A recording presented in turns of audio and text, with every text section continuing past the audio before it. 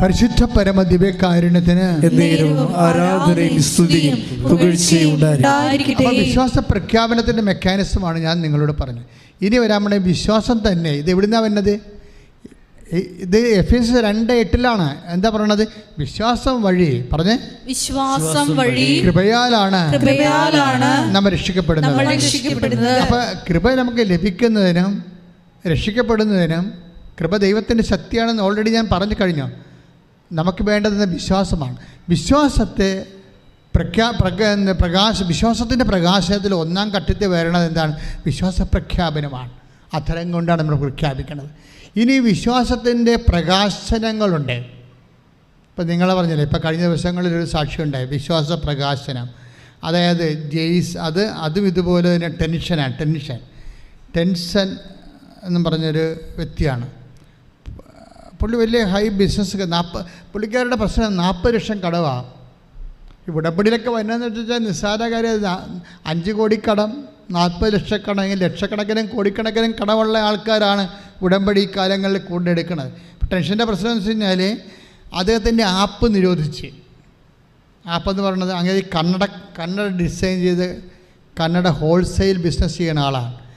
അപ്പോൾ ഈ കന്നഡയിൽ നമുക്കൊരു ആപ്പുണ്ടെങ്കിൽ, ഇപ്പോൾ കൃപാസനത്തിന് ആപ്പ് ചെയ്തുകൊണ്ടിരിക്കുകയാണ്. എന്നുവെച്ചാൽ കൃപാസനം ഇപ്പോൾ നമുക്ക് ലൈറ്റേക്ക് ആൻഡ് പേ റിക്വസ്റ്റ് ഉണ്ട്, ഓൺലൈൻ ഉടമ്പടിയുണ്ട്, അതുപോലെ തന്നെ യൂട്യൂബ് ഉണ്ട്, ഫേസ്ബുക്ക് ഉണ്ട്, ടെലഗ്രാം ഉണ്ട്, വാട്സപ്പ് ഉണ്ട്. ഇതെല്ലാം സിംഗിൾ വിൻഡോയിലേക്ക് വരും. അപ്പോൾ ഈ ആപ്പ് ഡൗൺലോഡ് ചെയ്യണമെന്നുണ്ടെങ്കിൽ ഇപ്പം ഡൗൺലോഡ് ചെയ്യരുത്, ഞാൻ പറയാം. അതിനെ കുറച്ച് ലാസ്റ്റ് വർക്ക് ചെയ്തുകൊണ്ടിരിക്കുകയാണ്. എത്ര 1.5 കൊല്ലമായി ചെയ്യണത്, നിസ്സാരമല്ല, കുറേ വർക്കുണ്ട് അതിന്. അപ്പോൾ കംപ്ലീറ്റ് ആപ്പ് ചെയ്യാൻ ഈ ആപ്പ്, ഇയാളുടെ കന്നഡയുടെ ആപ്പ്, ടെൻഷൻ്റെ കന്നഡയുടെ ആപ്പ് ഇൻ്റർനാഷണൽ ലെവലിൽ നിരോധിച്ചു. ഇത് കേസുണ്ടായി. കാര്യം മറ്റ് കന്നഡ കച്ചവടക്കാരൊക്കെ പ്രശ്നം ഉണ്ടാക്കി എന്തോ ചെയ്തിട്ട് അവർ കേസ് കൊടുത്തിട്ട് ഇൻ്റർനാഷണൽ ലെവലിൽ കമ്പനി ആപ്പ് നിരോധിച്ചു. ആപ്പ് നിരോധിച്ചവരുടെ കന്നഡ ബിസിനസ് തകർന്ന. ആപ്പ് നിരോധിച്ചു കഴിഞ്ഞാൽ പിന്നെ അയാൾ തന്നെ ഡിസൈൻ ചെയ്യണേ കന്നഡയെ. അപ്പോൾ അത് ആപ്പിലാണ് ഇടണത്. അതാണ് ആൾക്കാർ ഡൗൺലോഡ് ചെയ്തിട്ട് കന്നഡ റീറ്റെയിലായിട്ട് എടുക്കുന്ന ആൾക്കാരില്ലേ, അതാണ് അവർ ആപ്പ് ഡൗൺലോഡ് ചെയ്തിട്ടാണ് നോക്കണത്. അതിൻ്റെ ഡിസൈൻ നോക്കിയിട്ട് ഇപ്പോൾ നമുക്ക് എല്ലാം ഡിസൈൻ നമ്മളറിയുന്നില്ലെന്നേ ഉള്ളൂ. നമ്മളിങ്ങനെ കണ്ടൊക്കെ വെച്ച് നടക്കും. ഇവരെല്ലാവരും എപ്പോഴും അപ്ഡേഷനുണ്ട്, ഡിസൈനിൽ അപ്ഡേഷനുണ്ട്, എല്ലാത്തിനും ഉണ്ട് അല്ലേ? ആഭരണങ്ങൾക്ക് ഇല്ല, വാച്ചിന്, എല്ലാത്തിനും ഡിസൈൻ അപ്ഡേഷനുണ്ട്. അപ്പോൾ അപ്ഡേഷൻ എല്ലാം ആപ്പ് വഴിയാണ് നടക്കുന്നത്. പക്ഷേ ആപ്പ് നിരോധിച്ചു. ആപ്പ് നിരോധിച്ചതോടുകൂടി ഈ ടെൻഷൻ ശരിക്കും ടെൻഷനിലായിപ്പോയി. കാര്യം പിന്നെ കച്ചവടം ഇല്ലല്ലോ, എല്ലായിടത്തും കച്ചവടം പെൻഡിങ് ആകുകയും അയാൾക്ക് കടം കിട്ടാനുള്ളവർക്ക് കൊടുക്കാൻ പറ്റാതെയും സെയിലെല്ലാം മരവിച്ചു പോയി. തൃശ്ശൂർക്കാരനാണ്. അപ്പോൾ സെയിലെല്ലാം മരവിച്ചു. 40 ലക്ഷം ഇൻട്രസ്റ്റോടുകൂടി കടത്തിലായി. അപ്പം ജീവിതം പൊങ്ങാൻ വേറെ ഒന്നും വേണ്ടല്ലോ. 40 ലക്ഷം ഇൻട്രസ്റ്റോട് കടത്തിലായപ്പോൾ ജെയ്സൺ പിന്നെ എന്താ ചെയ്യണത്? ഉടമ്പടി ആശ്രയിക്കാൻ, ഉടമ്പടി ചെയ്യാൻ. അതാണ് ഈ ഉടമ്പടി ചെയ്യുമ്പോൾ ജെയ്സൻ്റെ ഈ കന്നഡ ആപ്പ് നിരോധിച്ച കന്നഡയ്ക്ക് എന്നാ സംഭവിക്കണം നമ്മളറിയണം. എപ്പോഴും നമ്മൾ ദൈവത്തോട് എനിക്ക് തോന്നുന്നത് ദൈവത്തോട് പ്രത്യേകിച്ചൊന്നും പറഞ്ഞു കൊടുക്കാതിരിക്കാൻ നല്ലത്. ഇന്നതുപോലെ ചെയ്തു തന്നാൽ ഇന്നതുപോലെ ഞാൻ രക്ഷപ്പെടും, അങ്ങനെയൊന്നും നിങ്ങൾ പറയാതിരിക്കാൻ നല്ലത്. കാര്യം നിങ്ങളുടെ കൊച്ചു ബുദ്ധിക്ക് പറ്റുന്നതിനേക്കാൾ ഉപരി നമ്മുടെ ധാരണയുടെ അതിലേക്കാണ് ദൈവത്തിൻ്റെ ബുദ്ധി. മനസ്സിലായ? അപ്പം നമ്മൾക്കൊരു ധാരണ ഉണ്ടാവും, നമ്മുടെ കന്നഡ രക്ഷപ്പെടണമെങ്കിൽ, കന്നഡ വ്യാപാരം രക്ഷപ്പെടണമെങ്കിൽ ഇന്നത് ദൈവം ചെയ്തു തന്നാൽ മതി. അപ്പോൾ ദൈവത്തിനെ കയറി പഠിപ്പിക്കാൻ നിൽക്കരുത് ആരും. നിങ്ങൾ രക്ഷപ്പെടണമെങ്കിൽ ഇന്ന കാര്യം ദൈവം ചെയ്തു തന്നാൽ മതി എന്ന് പറയരുത്. അത് മണ്ടത്തര. കാര്യം പലപ്പോഴും ബൈബിൾ പറയും, നിങ്ങളുടെ ധാരണകളെ അതിലേക്കുന്ന take the word of God, നിങ്ങളുടെ ധാരണകളെ അതിലേക്ക്. ഫിലിപ്പിയർ 4:6-7 ഒന്നിനെക്കുറിച്ചും ആകുലരാകേണ്ട. അത് പറഞ്ഞേ, ഒന്നിനെക്കുറിച്ചും ആകുലരാകേണ്ട. പ്രാർത്ഥനയിലൂടെയും കൃതജ്ഞതാ സ്തോത്രങ്ങളോടെ നിങ്ങളുടെ യാചനകൾ ദൈവസന്നിധിയിൽ അർപ്പിക്കുവിൻ. അപ്പോൾ നമ്മുടെ എല്ലാ ധാരണയെയും അതിലംഘിക്കുന്ന ദൈവത്തിന്റെ സമാധാനം നിങ്ങളുടെ ഹൃദയങ്ങളെയും ചിന്തകളെയും യേശുക്രിസ്തുവിൽ കാത്തുകൊള്ളും. അപ്പോൾ ഒരു സമാധാനം എന്ന് പറയുന്നത് ഒരു ഉത്തരമാണ്, ആൻസറാണ്. ദൈവത്തിൻ്റെ സമാധാനം എന്ന് പറഞ്ഞാൽ ദൈവത്തിൻ്റെ ഉത്തരമെന്ന അർത്ഥം. നിൻ്റെ ഇപ്പോൾ ജയിച്ച ടെൻഷൻ്റെ വിഷയത്തിന് അയാൾക്കൊരു ധാരണയുള്ളത് എന്താണ്?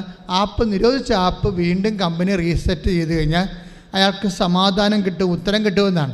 പക്ഷേ ആ ധാരണയല്ല ഫിലിപ്പിയർ 4:6-7 പറയണത്. 4-ാം അധ്യായം 6-ാം വാക്യവും 7-ാം വാക്യവും പറയുന്നത് എന്താണ്? നിങ്ങളുടെ ജീവിതം രക്ഷപ്പെടാൻ നിങ്ങളുടെ ധാരണയെ അതിലംഘിക്കുന്ന ദൈവത്തിൻ്റെ സമാധാനം, ദൈവത്തിൻ്റെ ഉത്തരം. അവിടുത്തെ സമാധാനത്തിന് പീസ് എന്നല്ല, ആൻസർ എന്ന അർത്ഥം. ദൈവത്തിൻ്റെ ആൻസർ, ദൈവത്തിൻ്റെ ഉത്തരമുണ്ട്. ടെൻഷൻ അതനുസരിച്ച് ഉത്തരം, ആൻസർ. അയാൾ പിന്നെ ഒരു കാര്യമുണ്ട്, അയാൾ ഉടമ്പടിയുടെ സത്യസന്ധതയുള്ള ആളാണ്. നമ്മുടെ സത്യസന്ധത ഉണ്ടെങ്കിലാണ് ദൈവം ആ ഉടമ്പടിയുടെ യഥാർത്ഥ തനി നിറം കാണിക്കത്തുള്ളൂ. നമ്മൾ സത്യസന്ധത ഇല്ലാത്തവർ, നമുക്കൊരു ഉടമ്പടി എടുക്കുന്നവരിൽ എനിക്കറിയാം ഒരു 70% പേര് സത്യസന്ധത ഇല്ലാത്തവരാണ്. ഉള്ള കാര്യം ഞാൻ മുഖത്ത് നോക്കി പറയുകയാണ്. ഉടമ്പടി എടുക്കുന്നവരിൽ 70% പേര് സത്യസന്ധത ഇല്ലാത്തവരാണ്. അവർ ദൈവത്തോട് എന്താണ് ഉടമ്പടി ചെയ്യിക്കണമെന്ന് അവർക്ക് അറിയത്തില്ല. അവരുടെ വിഷയത്തെക്കുറിച്ച് അവരെപ്പോഴും ഭയങ്കര ആകുലരായിരിക്കും, ദൈവത്തെക്കുറിച്ച് ഒരിക്കലും അല്ല. അതാണ് നമുക്ക് ഉടമ്പടി പറ്റുന്ന ഒരു അബദ്ധം. പക്ഷേ ടെൻഷൻ അങ്ങനെയല്ല. ടെൻഷൻ എന്തെല്ലാം കാര്യം ചെയ്തറിയാം. 40 ലക്ഷം കടത്തി കിടന്നിട്ട് എന്തെല്ലാം കാര്യം ആ മനുഷ്യൻ ചെയ്തെന്നറിയാവോ? ഓരോ റിട്ടയർ ഷോപ്പ്, കേരളം മുഴുവൻ റിട്ടയർ ഷോപ്പാണ്. അയാൾക്ക് കാശ് കൊടുക്കാനുള്ള ആൾക്കാരാണ്. എല്ലാവരെയും കാണാൻ പോകുമ്പോഴൊക്കെ ചില സമയത്ത് കടയടച്ച് പിരിയുമ്പോഴൊക്കെയല്ലേ നമ്മൾ ക്യാഷ് കളക്ട് ചെയ്യണ ആൾക്കാർ. കട അടക്കാൻ നേരത്തല്ല കാശ് കളക്ട് ചെയ്യുന്നത്. അപ്പോൾ പല സമയത്തും കൊല്ലത്തും ട്രിവാൻഡ്രത്തും കാസർഗോഡും ഒക്കെ പോയി കട അടച്ച് കടക്കാൻ നേരത്തെ കാശ് കളക്ട് ചെയ്ത് കിട്ടണ കാശ് വാങ്ങിച്ചിട്ട് പുറത്തിറങ്ങുമ്പോൾ ഇയാൾ ചെയ്യണ എന്താ പരിപാടി? എന്താ? ഇയാൾ ഉടമ്പടിയുടെ ആ ജീവകാരുണ്യ പ്രവർത്തനം കൃത്യമായിട്ട് ചെയ്യുന്നുണ്ട്. ആ സാക്ഷ്യം അടിപൊളി സാക്ഷ്യമാണ്. എന്താ ചെയ്യേണ്ടത്? അയാൾ നിരത്തിൽ കിടന്നുറങ്ങുന്ന രോഗികളെയൊക്കെ വിളിച്ചെഴുന്നേൽപ്പിക്കും. ഒത്തിരി പേര് നിരത്തിലൊക്കെ കിടന്ന് ഉറങ്ങത്തില്ലേ? എന്നിട്ട് ചോദിക്കും ഭക്ഷണം കഴിച്ചിട്ടാണ് ഉറങ്ങണമെന്ന് ചോദിക്കും. അവർ ചോദ്യം മതിയില്ല ദൈവത്തിൻ്റെ മനസ്സ് കുളിർക്കുവാൻ. ഭക്ഷണം കഴിച്ചിട്ടാണ് ഉറങ്ങണം. അപ്പോൾ ചിലർ പറയും ഇല്ലെന്ന് പറയും, എന്നാൽ ബാന്ന് പറയും. എന്നിട്ട് ഹോട്ടലിൽ കൊണ്ടുപോയി, ഏത് ഹോട്ടലാണ് തുറന്നിരിക്കുന്നത് അവിടെ കൊണ്ടുപോയി മനുഷ്യൻ ഭക്ഷണം വാങ്ങിച്ചു കൊടുക്കും. ഇവിടെ വന്നിരിക്കുന്ന എന്താ പരിപാടി? ഇവിടെ വന്നിട്ട് ഇവിടെ നിന്ന് 1 കെട്ട് പത്രമാണ് നമ്മൾ മേടിക്കാൻ പറയണത്. പക്ഷേ പുള്ളി 5 കെട്ട് പത്രം മേടിക്കും. 5 കെട്ട് പത്രം മേടിച്ച് എന്താണ് ഈ വലിയൊരു ബിസിനസ്സുകാരനാണ് ചെയ്യണത്. അയാൾ ഓരോ മെഡിക്കലിൻ്റെ വാതിക്കൽ പോയി നിൽക്കും. ഓരോ മെഡിക്കൽ, ആ സാക്ഷി നിങ്ങളൊന്ന് കേൾക്കണം, ടെൻഷൻ്റെ. ഓരോ മെഡിക്കലിൻ്റെ വാതിക്കൽ പോയി നിൽക്കും. എന്നിട്ട് ഓരോരുത്തരോട് പറയും. അപ്പോൾ അക്രൈസ്തവ സഹോദരങ്ങളെ കാണുമ്പോൾ അയാൾ കാനായിലെ കല്യാണത്തെക്കുറിച്ച് സംസാരിക്കും. ഒരു മനുഷ്യൻ വചനം പ്രഘോഷിക്കണേ, അയാൾ തകർന്ന് തരിപ്പണമായിരിക്കുന്ന സമയമാണ്. പക്ഷേ അതല്ല, സുവിശേഷത്തിന് വിലങ്ങ് വെച്ചിട്ടില്ല. Take the word of God. സാഹചര്യം അനുകൂലമായിരിക്കുമ്പോൾ അല്ലാത്തപ്പോൾ take the word of God. ശ്രദ്ധിക്കട്ടെ.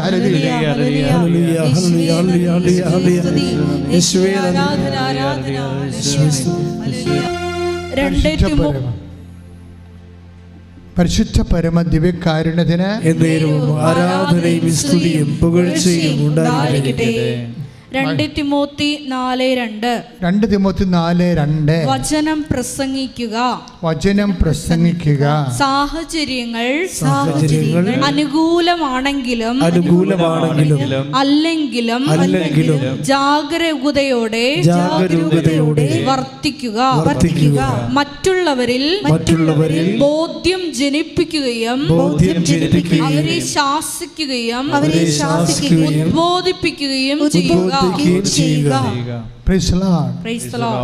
വചനം പ്രഘോഷിക്കുക. സാഹചര്യം അനുകൂലമാണെങ്കിലും അല്ലെങ്കിലും. എപ്പോഴും നമുക്ക് സാഹചര്യം അനുകൂലമായി വരിക. ഇപ്പം ജെയ്സിന് സാഹചര്യം അനുകൂലമല്ല. 40 ലക്ഷം കടവും അതിൻ്റെ ഇൻട്രസ്റ്റും കടക്കാരുടെ വിളിയും തിരക്കും എല്ലാമാണ്.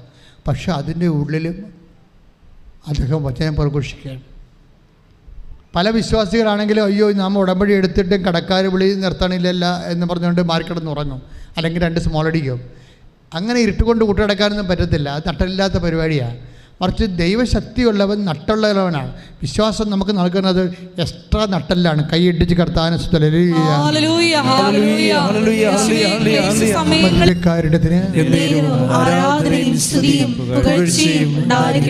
വിശ്വാസിയെ സംബന്ധിച്ചിടത്തോളം ഉള്ള അനുഭവമാണ് സുവിശേഷം. ഇപ്പം കടമുണ്ടാകാം, രോഗമുണ്ടാകാം, പക്ഷെ സുവിശേഷം വിലങ്ങ് വെക്കപ്പെട്ടിട്ടില്ല. സുവിശേഷം സാഹചര്യം അനുകൂലമല്ലെങ്കിലും അത് പ്രഘോഷിക്കാനുള്ള വിശ്വാസമെന്ന് പറയണത് അത് വിശ്വാസത്തിൻ്റെ ഒരു പ്രകാശനമാണ്. അപ്പം ജെയ്സൺ ഞാൻ പറഞ്ഞു വിശ്വാസം കൈമാറുന്നത് വിശ്വാസ പ്രഖ്യാപനത്തിലൂടെ, പിന്നെ എന്താണ് വിശ്വാസ പ്രകാശനത്തിലൂടെ. വിശ്വാസ പ്രകാശനമാണ് ഇപ്പോൾ ജെയ്സൺ ചെയ്യണത്. എന്താണ് കാര്യം? അവിടെ സാഹചര്യം അനുകൂലമല്ല, പക്ഷേ സ്റ്റിൽ അയാൾ ഓരോ മെഡിക്കൽ കോളേജിനെ വാദിക്കലും ഹോസ്പിറ്റൽ വാദിക്കുന്നതുകൊണ്ട് കൃപാസനം പത്രം പറഞ്ഞ് കൊടുക്കുക. അത് അക്രൈസ്തവരാണെന്ന് കണ്ട അദ്ദേഹം കാനായിലെ കല്യാണത്തെക്കുറിച്ചും ഒരു കുടുംബം അന്യം നിന്ന് പോകാൻ പോകുമ്പോൾ തകർച്ച ബാധിക്കുമ്പോൾ അമ്മ എങ്ങനെ മധ്യസ്ഥം വഹിക്കണമെന്നും അമ്മയുടെ മധ്യസ്ഥം എങ്ങനെ യേശു കേൾക്കണമെന്നും എങ്ങനെ കുടുംബം വീണ്ടെടുക്കണമെന്നും ഈ മനുഷ്യൻ പറഞ്ഞ് ആ മനുഷ്യൻ പഠിച്ച് സുവിശേഷം പ്രഘോഷിക്കാൻ കൊടിയ കടത്ത് നിന്നുകൊണ്ട് ആ മനുഷ്യൻ സാഹചര്യം അനുകൂലമല്ലാത്തപ്പോഴും ആ മനുഷ്യൻ സുവിശേഷം വിലങ്ങ് വെക്കാത്ത സുവിശേഷം പ്രസംഗിച്ചുകൊണ്ടിരിക്കുകയാണ്. ഒന്ന് പ്രാർത്ഥിക്കുക. കർത്താവായ ദൈവമേ, ഈ വചനം കേൾക്കുന്ന എൻ്റെ ജീവിതത്തിലെ എൻ്റെ ജീവിത സാഹചര്യം രോഗങ്ങൾ കൊണ്ടോ കടങ്ങൾ കൊണ്ടോ ജോലിയില്ലായ്മ കൊണ്ടോ കലഹങ്ങൾ കൊണ്ടോ വിവാഹമോചനം കൊണ്ടോ കമ്പനിയുടെ തകർച്ചകൾ കൊണ്ടോ ഏത് തകർച്ചയിലാണെങ്കിലും മരണത്തിന്റെ തകർച്ചയെ അതിജീവിച്ചുകൊണ്ട് പുനരുദ്ധാനം ചെയ്ത യേശുവിൽ വിശ്വസിക്കുന്ന എന്നിലേക്ക് ഉദ്ധാനത്തിന്റെ ശക്തി അഭിഷേകമായി നൽകണമേ. എല്ലാ സാഹചര്യത്തിലും അനുകൂലമായാലും പ്രതികൂലമായാലും വിശ്വാസ പ്രകാശനമായി സുവിശേഷം പ്രഘോഷിക്കുവാൻ, സുവിശേഷം പ്രാവർത്തികമാക്കുവാൻ, സുവിശേഷം പ്രകാശിപ്പിക്കുവാൻ അഭിഷേകം ചെയ്യണമേ. യേശുവേ നന്ദി. Hallelujah hallelujah hallelujah.